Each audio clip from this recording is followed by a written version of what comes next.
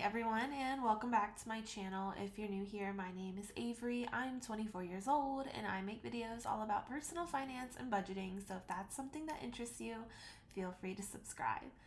In today's video, I'm going to be budgeting my first paycheck from October and also giving a little life update, as I like to do in the beginning of all of my budgeting videos. So let's go ahead and get into it. As far as how the month of October is going for me, I would say so far it's off to a chaotic start. My mom is back in the ICU again. She's been having a lot of heart issues, basically has been the issue since she got COVID back in July. The only thing is no one seems to be able to agree on what the problem is and what the solution is. Hence why she's been in and out of the hospital a lot. So it's been a bit of a frustrating time, but just trying to work through it the best that I can. It's been very stressful as far as I'm concerned, and I'm not even the one that has the health issues, so I can't imagine how it's been on my mom, but that's what we're trying to deal with as a family. As far as some other updates, I did get a new microphone, so hopefully this sounds a bit better. I feel like I listen back to the quality on my videos and it's just kind of, you know how you never like the sound of your own voice? That's kind of my issue with it. It just sounds kind of annoying. And maybe part of it's the microphone and part of it might be how I speak. For example, I have a lot of sinus issues, so it's really hard to breathe through my nose at any time ever. So I feel like it sounds sometimes a little nasally when I speak. Just my opinion though. Maybe you guys think something differently. As far as how I'm doing, I'm very exhausted lately. To be honest, I've been quite exhausted. It's hard lately, so hard lately. And just in general, I feel like I came up into official adulthood. So I graduated college right in the beginning of the pandemic. And maybe this is very common, just transitioning into a new adult or young adult lifestyle after a post-college lifestyle. But I find it really hard to not just create a routine and a schedule that actually works for me and something I actually thrive with. But I also don't really feel like I get the option to create a schedule that works for me, because I find that I'm not the kind of person that can work 8 to 5 every single day, Monday through Friday at least. It's just very frustrating when the best hours of the day seem to be taken up with a job that doesn't necessarily need to take that much time, which really is kind of the tale of any job ever, truly. Most jobs do not need to be, especially full-time 40-hour jobs, do not need to be 40 hours long. But that's kind of a conversation for another day. Just between transitioning into adulthood in the middle of a pandemic, and really just feeling like this is the first year where things seem relatively normal, I just get hit in a different direction with my mom's health issues. So every time I feel like I'm getting a good rhythm or routine going, I just run into some issue with either my own health issues, someone else's health issues, mental health issues, all sorts of things. It just feels like something's always coming up and that everything is just very 2 steps forward and 1 step backward.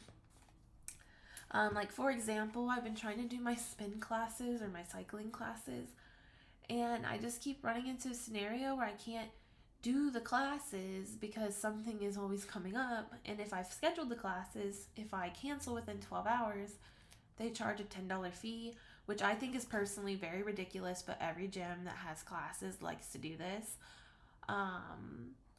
So it's just not only am I not getting to take advantage of the original goal, I'm also just getting double dinged by stupid cancellation policies as far as I'm concerned.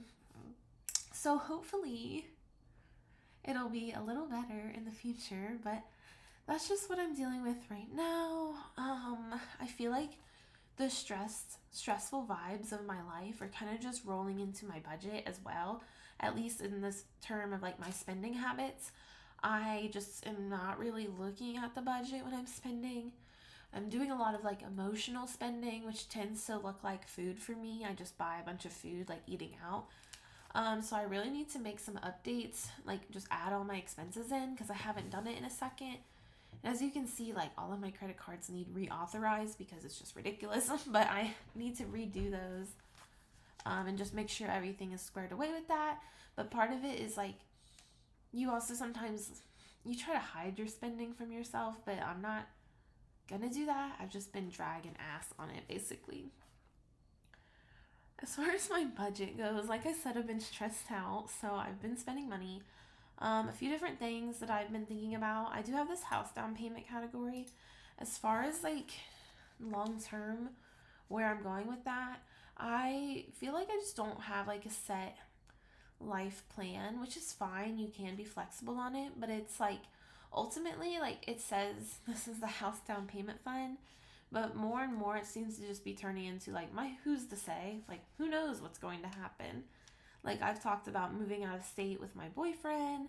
I've talked about buying a house. I've talked about this is like what I've been thinking about. I've thought about quitting my job and doing a sabbatical, like all sorts of things that I could use that money for. So just saying that fund is a little bit more fluid than it really seems to be, at least in my budget.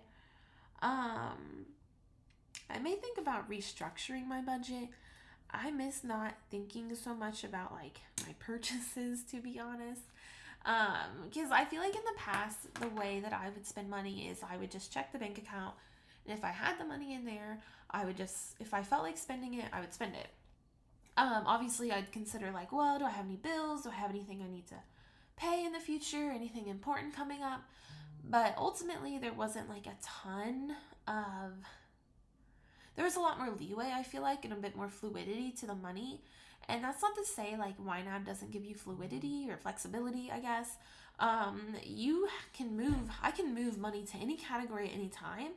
It's just what's nice about it is it makes you think about the trade-offs, and it makes you really question whether that decision was like that. If spending money on something else that's not your long-term goal is really a good decision, which can be really nice if you're trying to gain clarity in your finances. But if you're in a situation like me where you're just trying to avoid your problems for a while, it can be a little stressful to just keep having to think about your purchases. If I made more money, I obviously wouldn't think about it as much, but that's kind of just where I've been at the moment. Kind of more just so venting about it ultimately, because probably not going to change really that much how I budget or structure my finances, and I'll probably continue to keep using YNAB.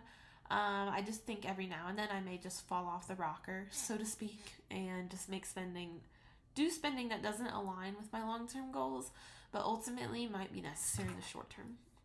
So, all that to be said, as far as like the month of October for me, a few different things that are just going on. There's a fall festival in my hometown, which is very popular and a very big thing for the bakery. So I should be getting a decent income from the bakery, and that's actually where some of this money is coming from. Like $400 or so is coming from the bakery because I've just been working a lot there in my free time, so the weekends. And then as far as like a life update with my job, I didn't get the one that I interviewed for. I canceled the other interview. If you watched my previous videos, I talked a little bit about jobs. These are internal jobs. I may still have a chance at the one I canceled the interview for after a conversation with my manager. Basically, to keep it short, there's actually 3 roles or 3 positions available for that actual job, and it doesn't necessarily sound like they found 3 people yet. Maybe they did, maybe they didn't. So they may or may not repost the job in like a month or 2. Because ultimately they do really need 3 people to do that job. It's more of like a consultant position between different departments at my organization. But honestly, I'm still not really sure if I even wanted to do that work. Like I've said, I'm just super burnt out, and I don't really have a solution for it. Like I'll take a day off here and there, but it doesn't feel like I'm relaxing, and it doesn't feel like I'm doing, it always just feels like I'm kind of failing in a way, if that makes sense. So I'm not sure what the long-term solution for that is, but I'm trying to be open and flexible, I guess. I have been looking at external jobs, and I am finding a few that look both interesting and like a progress in my career, if that makes sense. Like it'd be like a step up in both pay and responsibilities and like skill set. I just need to decide if those are something I want to shoot for. I mean, ultimately, I can apply, and if I get an interview, I can interview for them. It's just there's been so much going on just in my life, both with my mom and myself, that was one of the reasons why I canceled the previous like position I was supposed to interview for. So I just need to make sure I'm ready for that kind of change, assuming it did work out. And then last thing I want to say before we get into the budget, I know this is really long, but I'm thinking I'm going to take a public speaking class or course next year, at the beginning of the year, just so I can like work on my public speaking, because I feel like I'm a bit, if you watch these videos, you know I'm not always the most articulate person, and I feel like I get nervous a lot, even in like a video recording scenario. Like right now, it's like a lot of times I'm feeling like I'm just out of breath a lot, because I do that a lot when I'm public speaking, because I feel like I'm just talking and not getting like my point across, I guess, if that makes sense. And saying a lot. So it'd be nice to just get a better handle on that and get my skill set better on that, because that would also I feel like make me better for not just jobs in my department, like the consultant position, which also does some training, but also any jobs I may ever have in the future, and just interviewing in general. So yeah, that's everything that's been going on with my life. Let's get into the budgeting. If you listen to all of that, you're a real one. So let's go ahead and get into it. So I have $1,700 to budget. If it's not your first time here, you know the deal. I like to budget into the future. At this point, I'm in the month of December, so I'm underfunded with $1,945.37. Biggest thing I like to start off with is my largest expense by far every single month is my rent. So I like to put half of my rent money in there. So I'm at $416.50. And then I like to backtrack back into the month I'm currently in. So we're currently in the month of March as far as like being alive goes. So I like to put money into my future moving fund, which I feel like should not be in the utilities section, but maybe I accidentally moved it. And I put $33.50 in there. I do that because if you add it together with the rent category, that brings it to $450 total, basically towards housing. So I just like that. It's a nice even round number. Let's go ahead and move on. We're going to go ahead and go back into the month of December. That's just how I like to do it, just to make sure I'm actually covering both of those. I'm now underfunded by $1,528.87. I do feel like I'm getting just a little too far ahead with my budget. I don't want to get like so far in advance on any sort of like money besides my rent, because I know rent, no matter what, through this lease cycle is going to be the same amount. So it's very easy to budget for that. As far as like my other categories that are very more like sinking funds, especially like what I make of it, I don't want to feel like I don't have flexibility with those, because I already put money into them, and it's just easier for me if I just think of it. Where was I going with this? Oh yeah, so I'm not gonna put so much money into my December budget, because I just don't want to get too far ahead in categories that ultimately can change over time, because December's still like 2 months away. That being said, what I do like to focus on when I'm funding future months categories is things that I know I'm always going to have a bill for. So that would be like electric, gas, internet, phone. Those are very, very like static. Like even if the amount changes, I know there's always going to be a bill for those. So let's do that. Car insurance, I actually pay this on a biannual basis, but I fund it every single month using the YNAB spending target, basically. So I know in March of 2023, I may need about $479. it's not exact. Of course, if it's higher or lower, I can just either move money towards it or move money away from it. But because I have it set up at the spending target, YNAB tells me exactly how much money I need to stay on track for this goal. So I need $79.83. Let's scroll down a bit. Subscriptions, I know those are going to come out. And then as far as like, what else do I have? I think let's do that. So I'll click underfunded for those two. And then let me see how much I have remaining. 22650. I know that I'm always going to have, where's it at?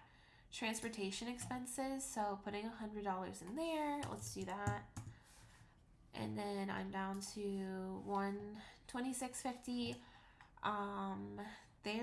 Let's do the medical category and auto maintenance maybe, because I always know that I am trying to, no matter what, build up these sinking funds for unexpected expenses.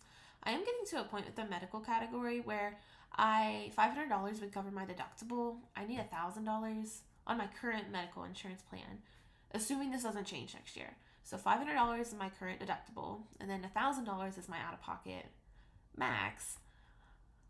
I do have over $500, so I was thinking about maybe making another category that's more like medical deductible, moving $500 towards there, and basically restarting this sinking fund, because I don't just use this for like medical visits. I also use it for like just medical supplies that I need for chronic health conditions. So I do spend out of this fund quite a bit. Not necessarily every single month, but I certainly could if I needed to.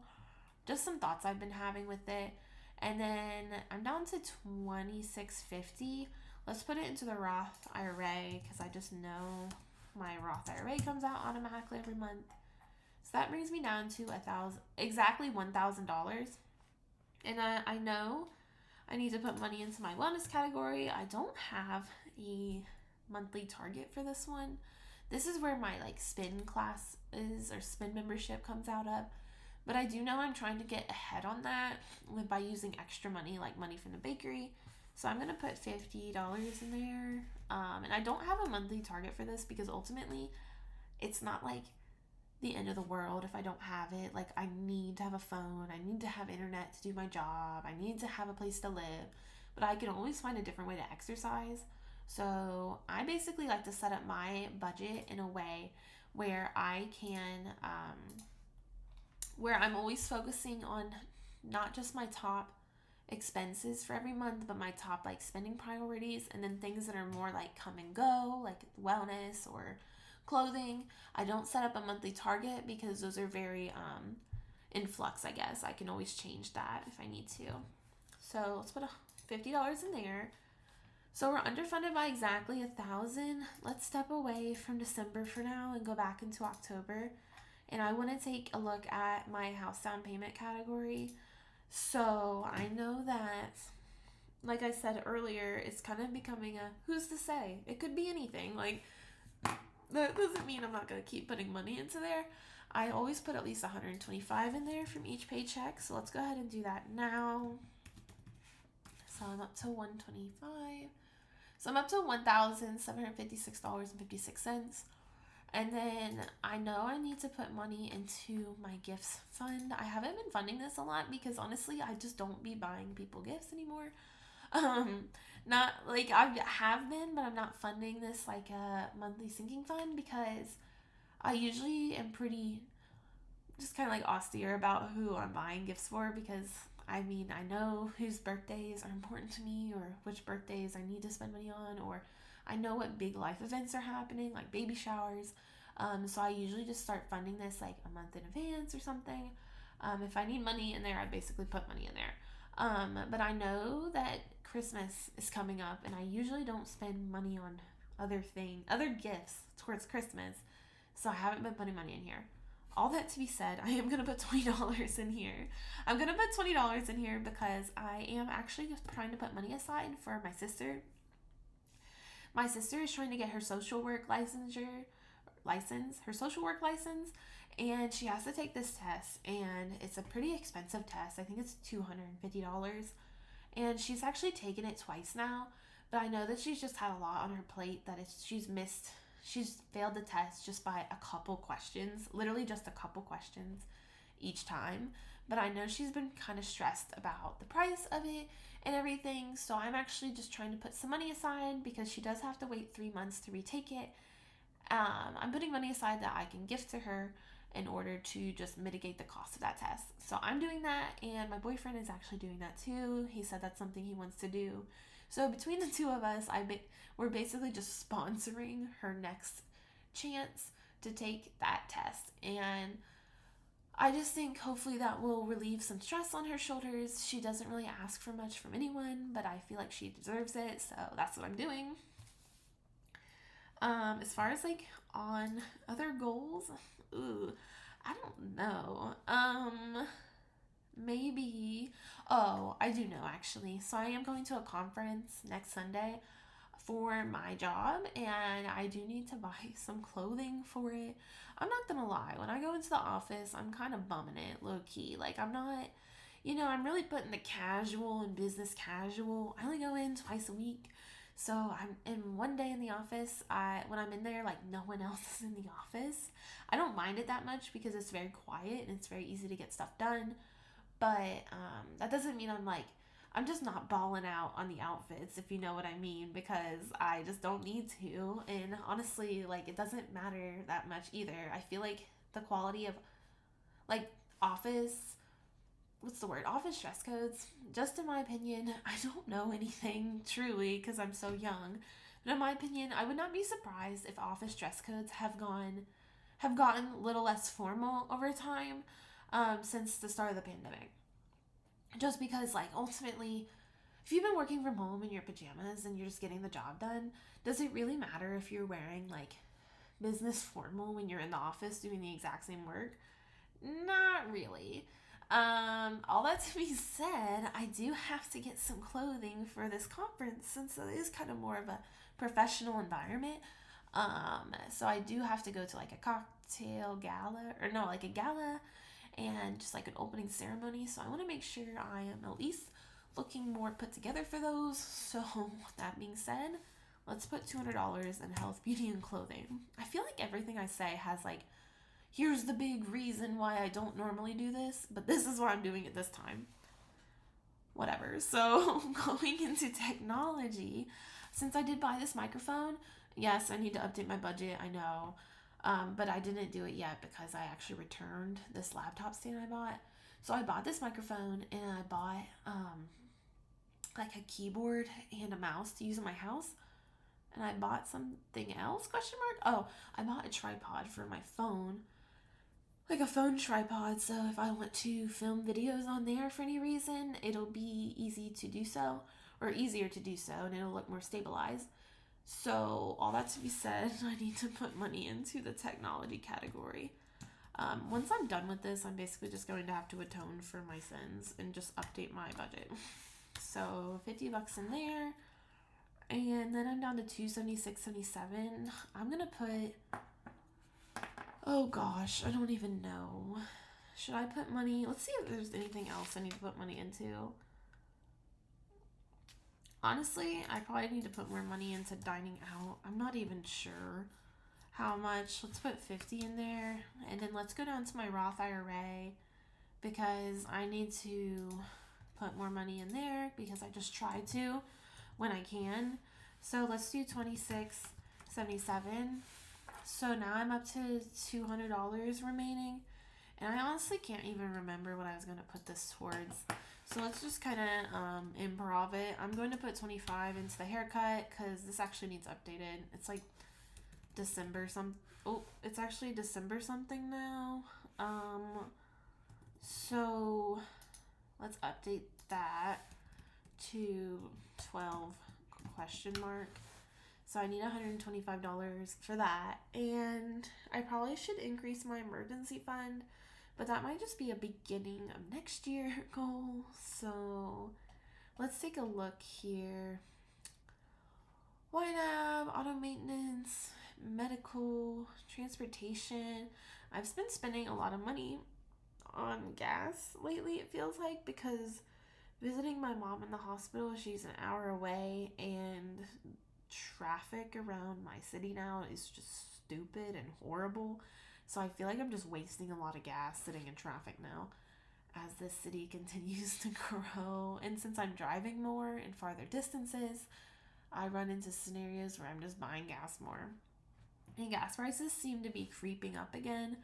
So that is what it is. But let's put maybe more money into the who's to say what I'm going to do category. So we're up to 183156.